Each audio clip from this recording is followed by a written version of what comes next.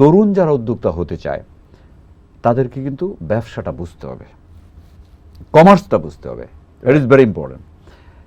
কমার্সের সাথে সাথে যদি আসেন, আপনি কার জন্য কাজ করবেন, আপনার টার্গেট গ্রুপ কারা, এটা কিন্তু জানতে হবে।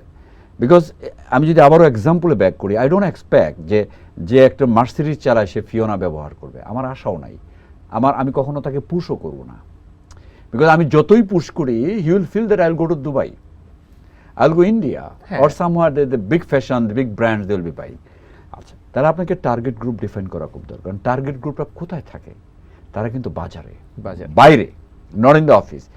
তরুণদের ক্ষেত্রে প্রথম যে they are brilliant, but they are not into the detail dealing. তারা ডিটেলে ঢোকে না।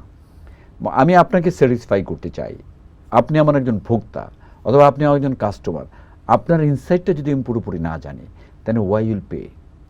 বিকজ মানুষের পকেট থেকে টাকা বের করে এর চেয়ে কঠিন কাজ নাই, right?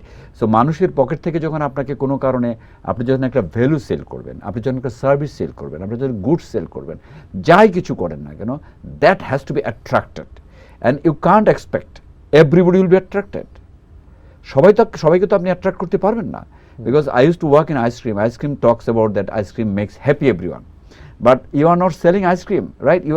Perhaps you are doing something different. So you have to understand যে হু ইজ ইউর টার্গেট।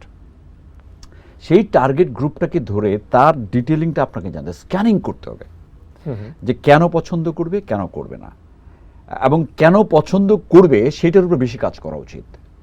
আমরা হয় কি যে আমরা সবসময় কেন হয় না সেটা নিয়ে কাজ করি। আমাদের কাজ করা উচিত যে কেন হয়।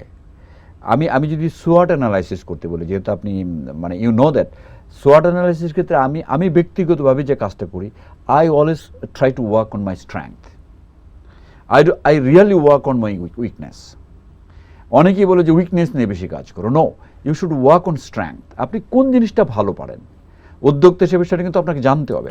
তা আপনি যে কাজটা ভালো পারেন সেটার উপরে বেশি কাজ করেন, তখন হবে কি, you will be more confident. যখন আপনি কনফিডেন্ট হবেন, তখন আপনার উইকনেস কমতে থাকবে।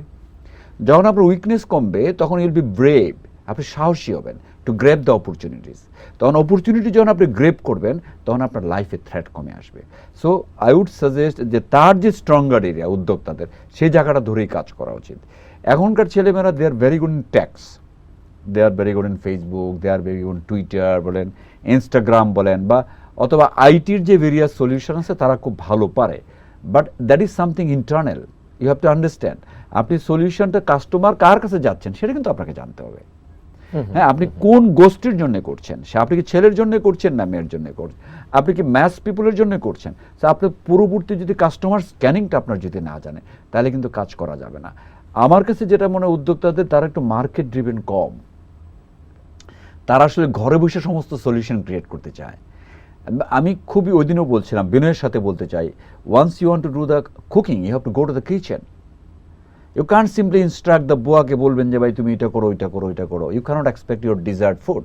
So you have to be in the market. Honestly বলে, আজকের দিনে আমি বেশ কিছু শপ ভিজিট করেছি just to understand what they are doing.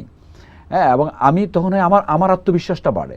আমি তো তার চেয়ে খারাপ কিছু করছি না, আমি তো তার চেয়ে খারাপ কিছু বানাচ্ছি না, রাইট? তো আপনাকে কিন্তু যার জন্য কাজ করতে, উদ্যোক্তা হইতে গেলে তার এটা কিন্তু খুব ইম্পর্টেন্ট ম্যাটার করে। আরেকটা হচ্ছে যে আপনি you should have a clear goal, where don't reach. একটা গোলে তো আপনি পরের দিনই যেতে পারবেন না। ওকে, সো আপনার you should have a 3 years goal at least, যে আগামী 3 বছরে আমি এই জায়গায় যেতে চাই। অ্যান্ড 3 বছরের ক্ষেত্রে আপনার অনেক আপস অ্যান্ড ডাউনস থাকবে, অ্যান্ড আপস অ্যান্ড ডাউনসের ক্ষেত্রে you can quit, and quitter never been successful. তারা কখনো হয় না। আমি আরেকটা কথা বলি, যে এটা আমি তরুণদের উদ্দেশ্যে বলতে চাই, যে আমি হয়তো কোনো ব্যবসায় সাকসেসফুল হচ্ছে না, উদ্যোক্তা হতে হবে, আরেকজন হচ্ছে। তার মানে কি, তার কি আছে আমার কোনটা নাই। It is not only about the money. মানে দুনিয়াতে কোনো ব্যবসায় লসের না, এটা মাথায় রাখতে হবে। Either I am felling, someone is going to be successful, someone is being felling, I am going to be successful. তার মানে ব্যবসা কিন্তু কোনোটাই ফেল না, ইন্ডিভিজুয়াল ক্ষেত্রে ডেফার করে। So you have to understand, dig down করা, স্ক্যানিং করা, রাইট স্ট্র্যাটেজাইজ করা। এবং আরেকটা কথা বলতে, strategy is not enough, you need to have the power of execution.